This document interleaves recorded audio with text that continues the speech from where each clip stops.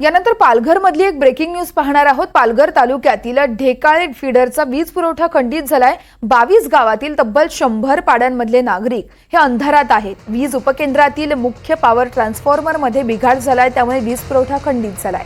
तर ढेकाळे फीडरवरील गावं आणि दुर्गम भागात विजेचा लपंडाव सुरू असतानाच नवीन उपकेंद्र निर्मितीच्या कामाकडे महावितरण आणि लोकप्रतिनिधींकडून होत असलेल्या दुर्लक्षामुळेच ढेकाळे फीडर अंतर्गत सुमारे 10,000 वीज ग्राहकांना याचा मोठा फटका बसतोय। त्यामुळे नागरिकांमध्ये सध्या संतापाचं वातावरण पाहायला मिळत आहे। या संदर्भात अधिक माहिती देत आहेत आमचे प्रतिनिधी मनोज सातवी आहेत आपल्यासोबत। मनोज, आपण पाहतोय खरं तर गेल्या 3 दिवसांपासून त्या ठिकाणी वीज पुरवठा खंडित करण्यात आलाय। प्रशासनाकडून काही त्या ठिकाणी काम करण्यात आलं नाहीये का, किंवा मग महावितरणचे काही अधिकारी पण त्या ठिकाणी आले नाहीयेत का? वर्षा, मनोर जवळील सावरखांड हे सबस्टेशन आहे आणि त्या सबस्टेशन मधील जो पॉवर ट्रान्सफॉर्मर आहे तो शुक्रवारी बंद पडलेला आहे आणि तेव्हापासून आजपर्यंत या 22 गावं आणि त्याचे 100 पाडे असं जवळपास 10,000 ग्राहक हे अंधारात आहेत। यामुळे येथील नागरिक प्रचंड संतापात असल्याचं आपल्याला बघायला मिळतंय।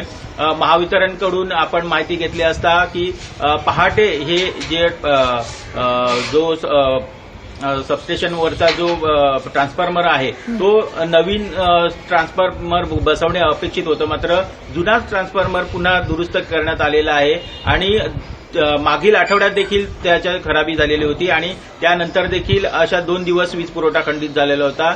वेळोवेळी हा वीज पुरवठा खंडित होतोय, त्यामुळे सध्या शाळकरी मुलं असतील किंवा रुग्ण असतील आणि सामान्य नागरिक हे अतिशय वैतागलेले आहेत। त्याचा विजेचा हा लपंडाव सुरू असल्यामुळे त्यांना प्रचंड मनस्ताप सहन करावा लागतोय आणि जे पर्यायी व्यवस्था असते किंवा आपण साधारण मोबाईल वगैरे चार्ज करण्यासाठी देखील लोकांकडे वीज नाही, त्यामुळं नागरिकांमध्ये प्रचंड संताप व्यक्त केला जातो। वीज वितरण महावितरणच्या अधिकाऱ्यांशी संपर्क साधले असता आज हा पहाटे जो नवीन ट्रान्सफॉर्मरचं काम जे होतं ते पूर्ण झालेलं आहे, मात्र जी वाहिनी आहे त्या वाहिनीवर पुन्हा एक मोठा वृक्ष पडून जे पोल आहेत ते कोलमडलेले आहेत आणि त्यामुळं पुन्हा हा वीज पुरवठा खंडितच आहे।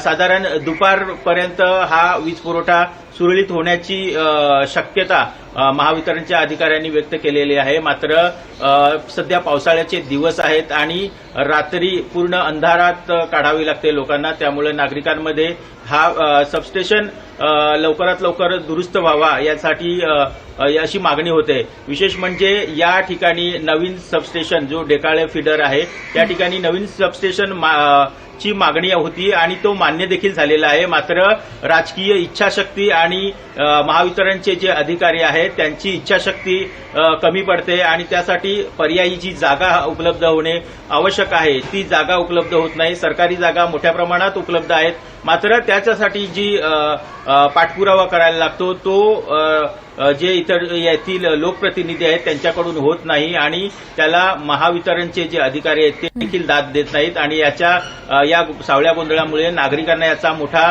त्रास सहन करावा लागतोय।